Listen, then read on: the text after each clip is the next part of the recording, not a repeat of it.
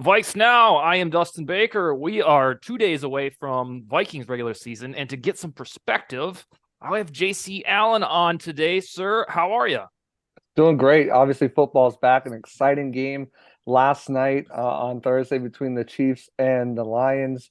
Excited, pumped, and this week one matchup between the Vikings and the Bucks is one that I think is gonna be a really good matchup. It's not one of these teams where I think you look at it from either side and it's like, oh, this is a team that they're gonna easily beat. I think they both have some things, and we'll get into it down the line here that make you say, okay, this is a matchup that could be a really close, compelling game. Yeah, the Vikings, beyond the shadow of a doubt, have close game DNA, very recent DNA.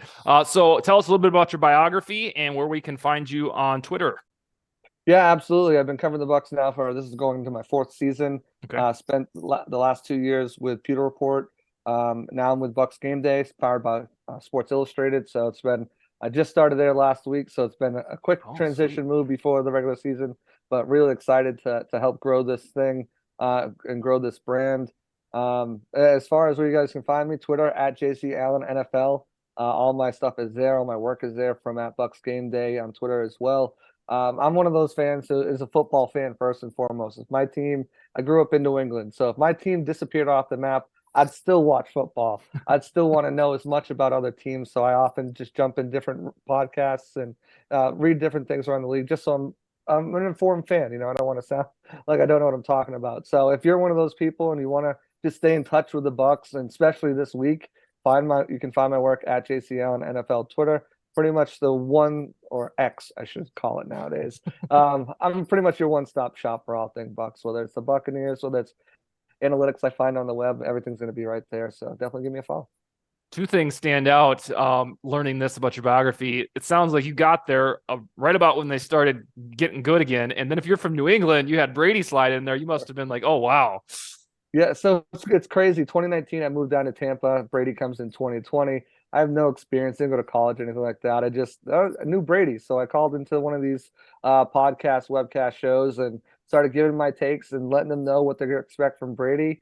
Eventually, they end up asking me if I want to come on as a guest, a slotted guest instead of a call-in guest, Oh, and that really? led to me getting a writing job, led to me getting my own podcast, and then about a year later, I was picked up by Pewter Report, which is one of the bigger outlets down here in Tampa that's been covering the team for like 30 years. So I got picked up by them as a free agent addition, I guess you would say, in 2021. I've been with them for the last 2 years, and now I'm excited to go over to BucsGameday and help them grow. They've only been around for 2 years, but they've got the backing of Sports Illustrated behind them. So the content that we're producing is just amazing. So definitely go check them out there. But as a kid who was just talking sports with his buddies growing up, to be able to get to do this and now go to games, go to in the locker room, build relationships with players, front office, and coaches, it's been like a dream come true. I think is probably putting it lightly, but it's something I wake up every day and I get to do this is still shocking and still surreal to me in the most points when I'm there doing it. Hey, Josh, his rise to stardom kind of sounds like you and me when when Joe Johnson found us. Does it Yeah, not? yeah, I grew up a New Orleans Saints fan, and I would have never thought that I'd be writing about the Vikings one day. But here I am, just a kind of like you, JC, just a sports guy. Grew up a sports guy, and love doing it every single day. So it's a great time. We're gonna launch in. We got about 6 questions to talk about. They're kind of Buccaneer centric, so we can get to learn the opponent. But I'm gonna start with you, Josh. What do you got for JC Allen heading into Week 1, 2 days away? Yeah, so I think one of the things that Tampa Bay did a sneaky, really good job of this year is adding young talent through the draft and then in the undrafted free agency period with guys like Sean Tucker. I think he was one of the coolest UEFA stories of the entire summer. Yeah. But I guess my first question would just be, what kind of expectations do you have for some of these rookies heading into the year? Yeah, so 13 rookies made the active roster.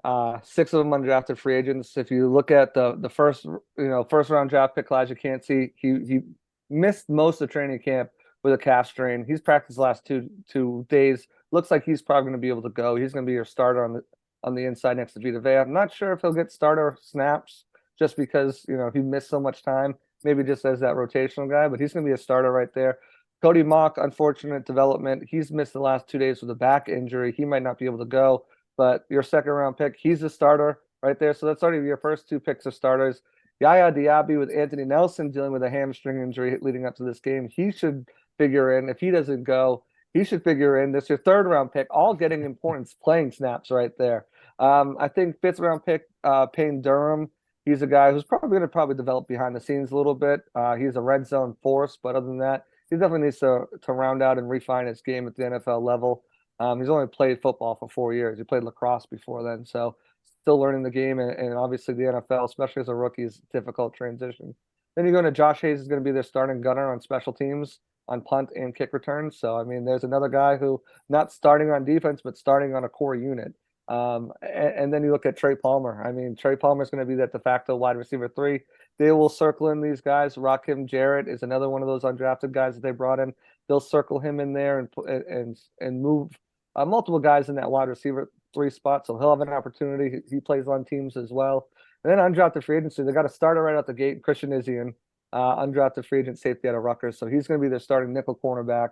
And then Sean Tucker elevated to that number 2 RB2 running back spot quite quickly. Probably would have been a day 2 pick, if not a very early day 3 pick, had the heart condition not pop up and during the combine testing. But yeah, I mean, they've got a lot of contributions. Marquise Watts, another outside linebacker. Kayvon Merriweather had a draftable grade on him at safety. He's one of those Iowa safeties. They're just smart, instinctual players, and he's more of the hard hitting variety at strong safety, but got some interchangeability too. So they want to get younger, they wanted to get faster. And if you look at what the coaching staff, what the front office has said, is all these guys mentally have it down. They want to get smarter. They want to get guys with good work ethic, good character, and so far check all the boxes on all of those. And these rookies are going to be playing an impactful role for this Buccaneers team throughout the season, and likely starting on Sunday against the Vikings. Well, that speech actually makes me kind of afraid of all the young talent on the team. Oh, my first thing for you, JC, is starting back maybe after the draft when power rankings from various sources started to take form. The Buccaneers always seem to live at the bottom, and Josh and I have talked about, why is that? Because they still have a defense peppered with talent, so much so you'd almost look at the defense and be like, how is this not a top 10 group? So I want to ask, do you agree with most credible power rankings that this is one of the bottom tier teams in the league? Not at all. I'm not. I don't understand it. I really don't understand it. The team is littered with talent, as you said, on the defensive side, on the offensive side. Trishan Wirfs, Chris Godwin, Mike Evans. Rashad White is a very young, upcoming, promising back. I think you look at Cade Otton. He was sort of very promising year, rookie season, and this offense is tailor-made kind of for tight ends. You look at last year, the Seahawks had over 100 receptions in that room alone. So he's going to be featured plenty. The offensive line, there's some question marks there starting on that right side with Luke Gedeke at right tackle. Played that position in college. Tried to make a move from right tackle to left guard. Didn't work out last year, but moving back to right tackle, he's looked really comfortable there. And the biggest thing is I think Dave Canales' scheme allows these guys, it puts them in a better situation. They're moving horizontally on the line in this mid to West Coast run zone, wide zone offense, West Coast offense. So it puts all these guys in a better position as well. To make plays, to open up holes for the running back, to use their patience and vision and everything like that. And I think the biggest thing is the knock is Baker Mayfield, right? A lot of people look at this team and like, well, Baker Mayfield's a quarterback, and recency bias. And I think you look at the situation that he came in, first overall pick, Heisman Trophy winner. He goes to a 1-31 Hugh Jackson Browns team, right? And still somehow manages to overcome that his rookie year after they finally went to him. 27 touchdowns, breaks that record.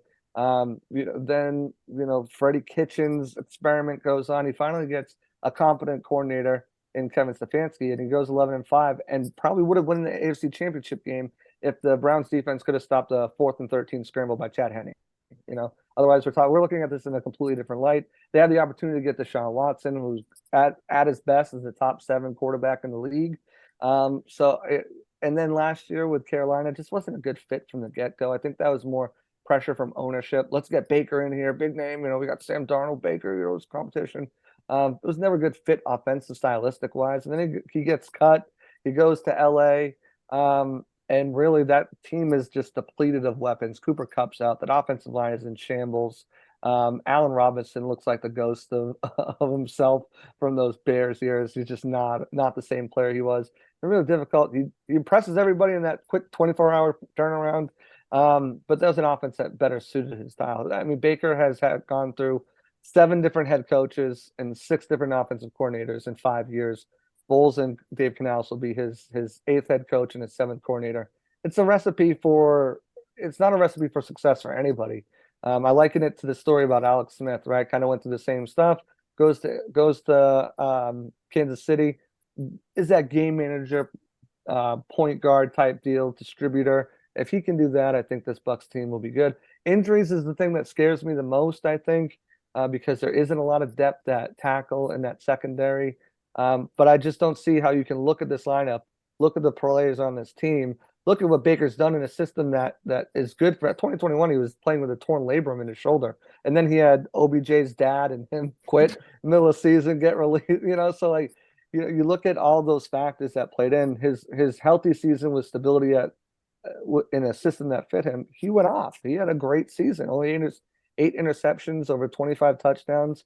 I don't see why that can't be replicated with the Buccaneers with a better cast of weapons that he's had in his entire career. So I don't see it. You look at the schedule too, and it's just like they play the AFC South.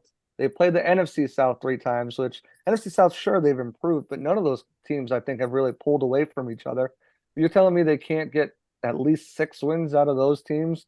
And that's not even including teams like the Bears and other teams that they're facing as well on the schedule. So I don't see the 2-3 win Buccaneer team in unless everything just falls apart, injuries implode, and I just can't. I have a hard time picturing it.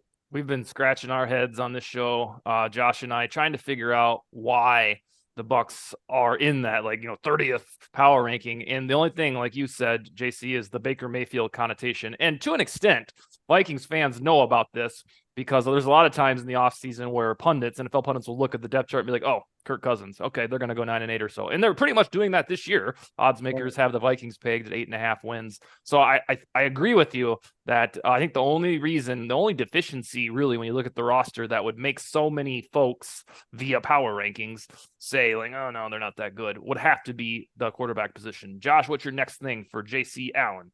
Yeah, so I mean, it sounds like you're pretty high on this Bucs team right now, and I mean, I definitely agree that they are being overlooked in these power rankings. And it seems like there's been cases made for just about every team in the NFC South, other than the Buccaneers, to actually win this division between the Falcons, the Saints, and the Panthers. Panthers adding Bryce Young, Saints getting Derek Carr and all their weapons and stuff, and Falcons, the improvements they made on the defensive side of the ball. But lay out the case. How can the Tampa Bay Buccaneers win this division this year? Yeah, first of all, staying healthy. I mentioned, I think that's the biggest thing. But you can make that case for every team, right? I think it's just kind of they've bought into the system. It's executing. It's playing with Baker Mayfield. Dave Canales, the offensive coordinator, has spoken. Just getting him to realize that it's okay to take those short gains, those little body shots, right? You take those body shots and you move the ball just enough down the field, keep it moving. And then that's when you come out of nowhere and hit him with a haymaker. Be special this amount of time. You're not going to be special all the time, just this amount, and do enough to body blow, uppercut, knockout punch. And, that's when that big gain, that 67-yard bomb down the field to Mike Evans comes from. I think just kind of playing that, not playing outside of the system, not trying to be a hero.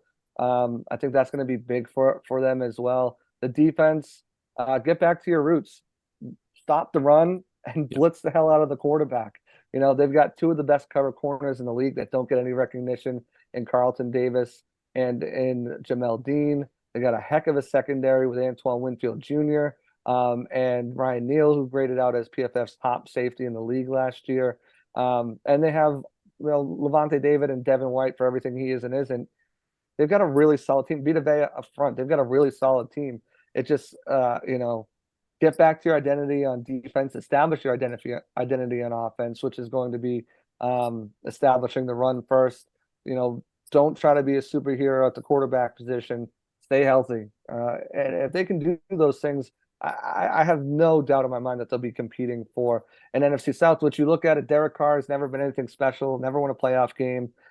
He's going there. There's questions on the weapons. You look at Olave's out of this world. Alvin Kamara's 3-game suspension. He hasn't looked like Alvin Kamara the last couple seasons. Michael Thomas is coming back, but Michael Thomas doesn't look like Michael Thomas since like 2020. So like, Mhm. you know, before that, 2019, you know, they've got some question marks on that offensive line, getting a little bit older as well. On the defensive side, they've had a lot of turnover the last couple of years. You know, Cam Jordan still remains there. Demario Davis still remains there. They got Tyrann Matthew, the Honey Badger, and Marcus Lattimore. But there's other spots on that team that, you know, you can take advantage of. And then you look at the Falcons. I'm not sold on Desmond Ridder. Are you guys? I mean, Not at all. No. they've got some weapons there. Kyle Pitts took a step back last year. Can Ridder hit London with consistency? Bijan Robinson is going to be very impressive. Figure that away. But they've got some issues on the offensive line as well. The defense, they brought in a bunch of veterans, but how we've seen that happen before, where you bring a bunch of veterans in, you think it's going to fix the system, and it doesn't. I got to see it. You know, I think they've got young pieces. AJ Terrell, I think, is an outstanding cornerback that doesn't get talked about enough. But again, how close are they to coming together? And I just think the Panthers, they have a really good roster, really good pieces on that roster that are young, that need time to develop. You know, a wide receiver position, you know, they lost their best playmaker. Running back, they lost their best playmaker, Bryce Young. How does he hang? I mean,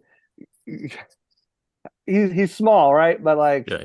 like how does he hold up throughout an entire season? How quickly does he progress? Does Ike Ekwonu have a sophomore season that makes you forget about his freshman season at left tackle? Brian Burns is an out of this world player. Jeremy Chin, does he take that next step?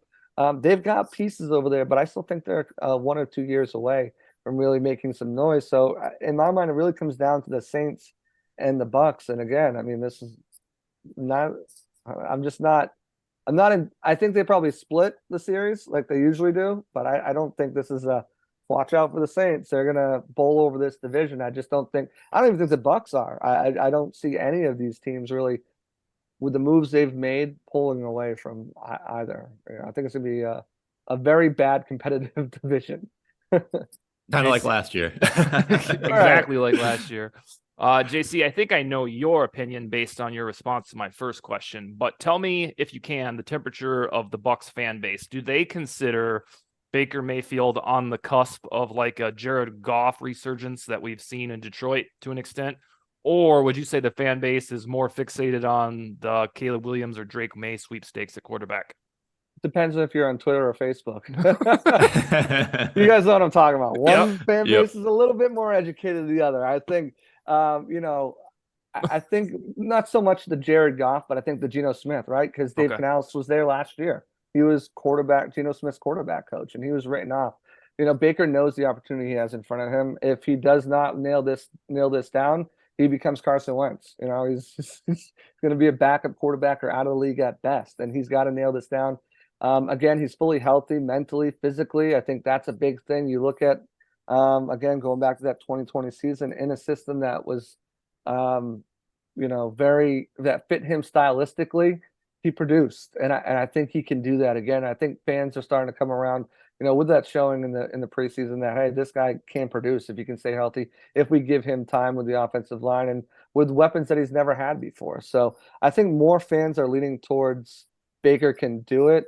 Unless you're a Gator fan, or unless you're just a negative fan, and you know, I mean, there's a group of fan base that wants them to go for Caleb or Drake May, and then there's a group of fan base that wants him to fail so Kyle Trask can get a shot.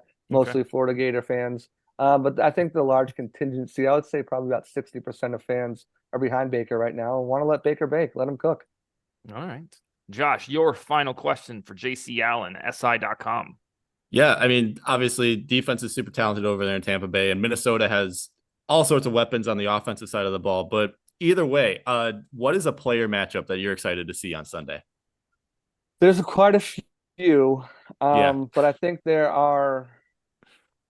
one matchup in particularly that I think is going to help judge how this season may go, and that's Luke Goedeke at right tackle versus Danielle Hunter. You know, I expect the Bucs to be in 12 personnel a bunch. That's a staple that they did in Seattle last year. It's something they're going to run here as well. So I expect them to have help.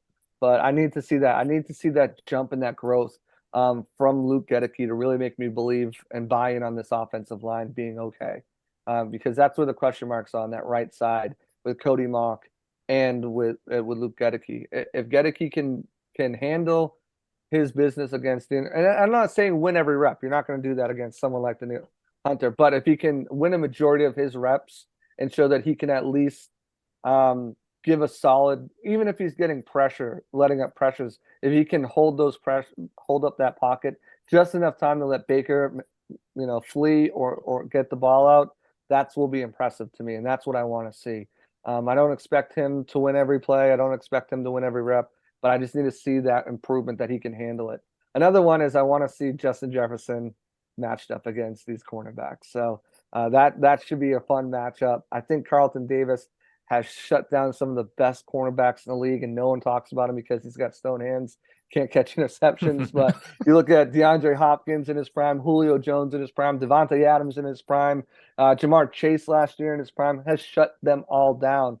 To the tune of where they're not a factor in the game, and that gets overlooked by a lot of national media. And Jamel Dean is quietly one of the best cornerbacks in the league. Last year, over the last 3 years, per Pro Football Focus grading, he graded out as the number 3 cornerback behind only 2. Jalen Ramsey and Jair Alexander, 2 hell of cornerbacks right there.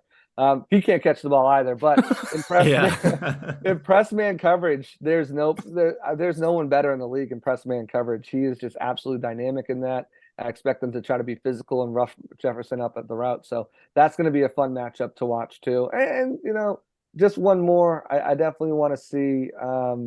I want to see Devin White. I think the majority of the time, and this will kind of, I think, lead into your last question a little bit, but I think the majority of the time you'll see Levante David matched up on TJ Hawkinson.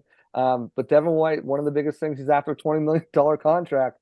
You got to show consistency. And so one of those things that you're going to be asked to do is cover tight ends. Can he show that consistency in that field, in that going up against a top tight end right off the bat, Vikings fans will know Jamel Dean for one reason. Back in March, he was at the top of our short list for free agent wants. The Vikings still have a pretty curious cornerback room, CB, because there's not much experience. They ended up with Byron Murphy, which should do the trick at one of the spots. But other than that, it's a bunch of maybes. Yes, indeed. I like a Caleb Evans. We like him too. But usually, if you are going to follow up a 13-4 season, Josh and I have talked about this for months. We just wish there was one more guy, whether it was bringing back Duke Shelley or keeping Patrick Peterson or signing Shaquille Griffin, just somebody. But instead, they just feel they're enamored with their young group, which will have to do the trick. Indeed, our final thing for you is, I don't know how much of a Vikings aficionado you are in terms of the game plan, but aside from Justin Jefferson, what is one thing about this brand of Vikings that scares you for the Buccaneers' sake on Sunday? Yeah, like I said, TJ Hawkinson, he can beat you in a variety of ways. I think he's a truly special player. But I think KJ Osborne is probably one of the unsung guys on that team. He can do everything. He play inside, outside. He can block. He's a factor in the run game. He can hurt you in a number of ways. And with a rookie cornerback, undrafted rookie cornerback, and Christian Izien, he's going to get tested really early on. By KJ Osborne, by Jordan Addison, who you guys drafted in the first round. And also they're going to, if you're Kevin O'Connell, you're finding ways to stack, Justin Jefferson on him as well. So I think the talent at wide receiver, it's hard to shut down you can't focus all your attention on Justin Jefferson. And that's one thing that they built a roster to be able to do, right? Last year was Adam Thielen. This year it's Jordan Addison that they've added to the mix. And if you focus all your resources on shutting down Justin Jefferson, you're going to get picked apart by guys like TJ Hawkinson, KJ Osborne, and hopefully Jordan Addison. I haven't watched him in the preseason, so I'm not sure. I know he was a fantastic route runner coming out of college, hands like glue. So we'll see if that translates into a NFL game, not just a preseason game. But that, I think Alexander Madison's been an underrated back. He's not a world beater. He's not going to, but for what you need him to do, get those chunk yardages. I think he can be a very dependable back. So the defense, I got to say, I mean, other than Daniil Hunter, Harrison Smith is still one of the better safeties in the league, but he's certainly lost a step now. I can't believe he's been in the league since 2012. That blows my mind. I feel like he's been around a lot, less time than that. But and then Marcus Davenport, Bucs have plenty. He's so inconsistent. It's one of those things where he's been up and down. 9 sacks 2 years ago, half a sack last season. Moving from defensive end to an outside linebacker stand-up role. How does he do that? But one thing I know from being a New England fan is Flores will definitely have certain looks, certain disguises ready to try to confuse that Bucs team. So they'll have to be on, but a very young defense for you guys up there. So I think the Bucs are going to have to try to exploit that as much as they can, especially as you mentioned at cornerback. Love Brian Asamoah, but I think that's another spot where he's stepping into some big shoes to fill, right? Let Eric Kendricks go. One of the best players in Minnesota Vikings history on that at that linebacker spot. So, there are some things on the offensive side that scare me. Defensive side, it's like divert your resources to Danielle Hunter, and if the rest of you guys can't figure out how to game plan around the rest of those defenders, because it is a young defense and an aggressive defense. I think they should be all right. But that's why I think it's going to be a close game. You're looking at a young offense with 6 or 8 guys there who are second or first year players. A young defense with a handful of guys who are first or second year players as well. And it's kind of like the parallels, right? The offense is clicking for the Vikings last year, and that's what kept you guys in games because the defense was horrid. And for the Bucs, the offense was horrid last year, but the defense was good. And now you've got a young offense with a new coordinator, a young defense with a new coordinator. And I think that's why this game, I think, is so compelling and why I think it's going to be a lot closer than what people think because of those aspects there. Yeah, even Vegas has the point spread at about 6, which after listening to you for 30 minutes sounds like it should be more like 2 or 3, damn it. Yeah. All right, one more time, sir. Where can we find you on the internet, on X, not Twitter? And then I want to, in case I forget, I know our paths won't necessarily cross because they only meet once, but if you want to come back and talk to us about the Falcons and Panthers when we get there with your expertise, we would love to do that. But again, tell us where we can find you on the internet, good sir.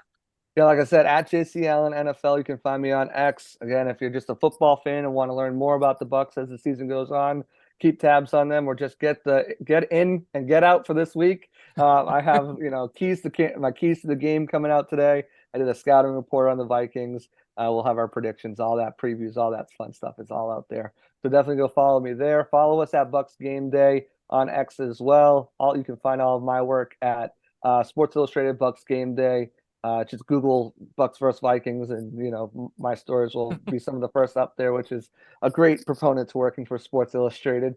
So yeah, definitely all that stuff. And other than that, I want to thank you guys for having me on here. I'll give you my score prediction too, if you want. Yeah, let's do it. Let's hear it. Let's do it. So again, close game. It's one of these games where last year the Vikings were 11-0 when it counted. In these close game situations, but I don't think that magic follows them early on into this 2023 season. I'm optimistic by nature, if you guys haven't found that out yet by now throughout this podcast, but I think the Bucs can squeak one out. I just think the offense versus that offense with the Bucs versus that young defense. I think, even though defenses tend to play better early on than offenses do, granted, you saw last night, a 21-20 game. I think this Bucs offense, there's no tape on it. It's going to be similar stylistically to that Shanahan-McVay tree that O'Connell kind of runs, but with his experience under Brian Schottenheimer and Darrell Bevell and Pete Carroll, there's going to be wrinkles in there that is going to be different from that too. There's no tape to study. You can study what a Brian Flores defense looks like. You can't study what a Dave Canales, and I think they have a chance to catch them off guard. Bucs are going to win this one in a close game, 20-23, start the season 1-0, and steal a win from the Vikings up in the Great White North. And that would be so rotten because the Vikings turn around and play 4 days later at the Eagles, which would signal an 0-2 start. So we hope you were wrong, sir. We won't say that often. Once again, thank you for joining us. Hopefully we'll talk to you Panthers week, which is about 5 or 6 weeks away. It was nice to meet you, sir. And Absolutely. You have a wonderful weekend. All right. Absolutely. See you guys later. Josh, we'll talk to you Wednesday. Sounds good, guys. Good Later. talking to you.